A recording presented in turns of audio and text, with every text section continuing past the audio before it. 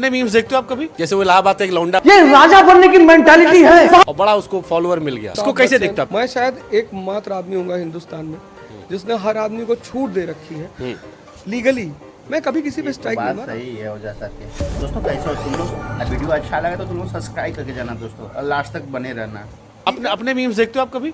जैसे वो इलाहाबाद का एक लौंडा, वो आपको लेके बनाता, आप एक तरह स्टाइल से पहन लेता है, और बड़ा उसको फॉलोअर मिल गया, आपके नाम पे खूब फॉलोअर उसका बन गया।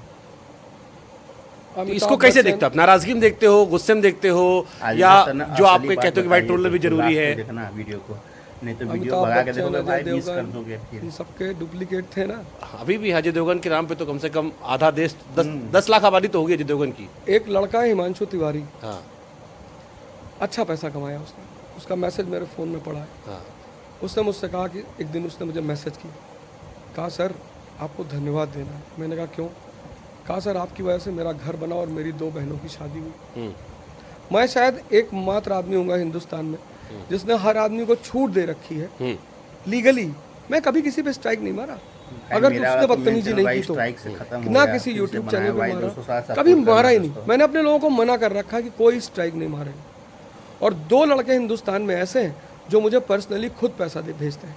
एक ड्यूटी वाला राजस्थान का लड़का है मनीष सिंह, वो आज से 4-5 साल पहले जब उसने मुझे कहा कि सर मुझे आपको कुछ पैसा भेजना, मैंने कहा है भाई, कहा सर आपसे पैसा कमा रहे हैं। और एक लड़का है पार्थ चैनल करके है, अभी रिसेंटली उसने अपना चैनल मुझे हैंड ओवर भी कर दिया कि सर आप अपना चैनल ले लो, अब मैं दूसरे कामों में बिजी होने जा रहा हूँ, अब मैं नहीं चला पाऊँगा। तो मैंने उन लड़कों से कह रखा था कि तुम कमाओ, अगर तुम मेरा इतना इस्तेमाल कर सकते हो, इतना पैसा लेके जाएंगे कहाँ? अभी जितना है उतना ही नहीं संभल रहा है, तो सबको कमाना था। तो हिमांशु तिवारी ने मुझसे कहा कि मेरा घर बना, मेरे 2 बहनों की शादी हुई, मैं आपको धन्यवाद देना चाहता हूँ।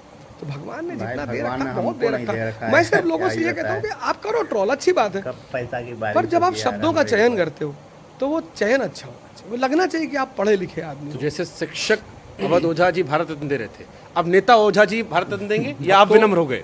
अब तो मैं नोबेल प्राइज की अनुशंसा करूँगा।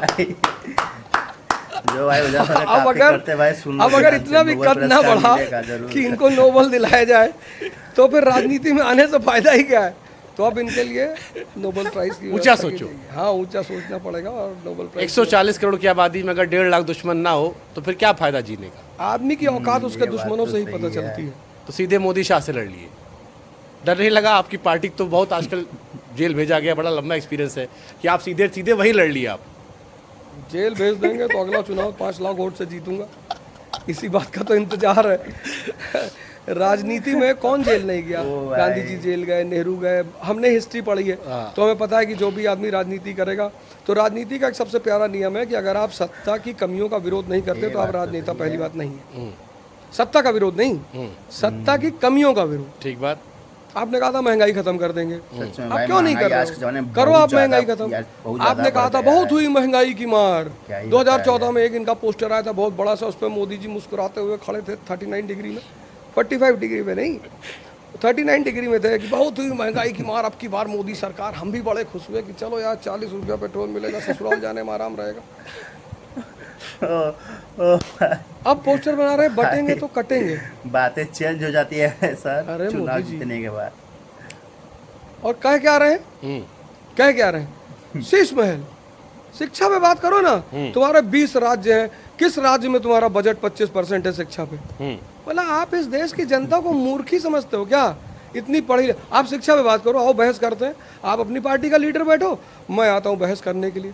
शिक्षा पे बात करते हैं, अब हम स्वास्थ्य पे बात करते हैं, हम अंबेडकर एक्सेलेंस प्रोग्राम जो हमारा उस पर बात करते हैं, जो पॉजिटिव काम है हम उस पर बात करते हैं। नहीं, बटेंगे तो काटेंगे, कौन काटेगा? ऐसे ही फायदा अंग्रेजों ने उठाया था इसी तरह के लोगों का।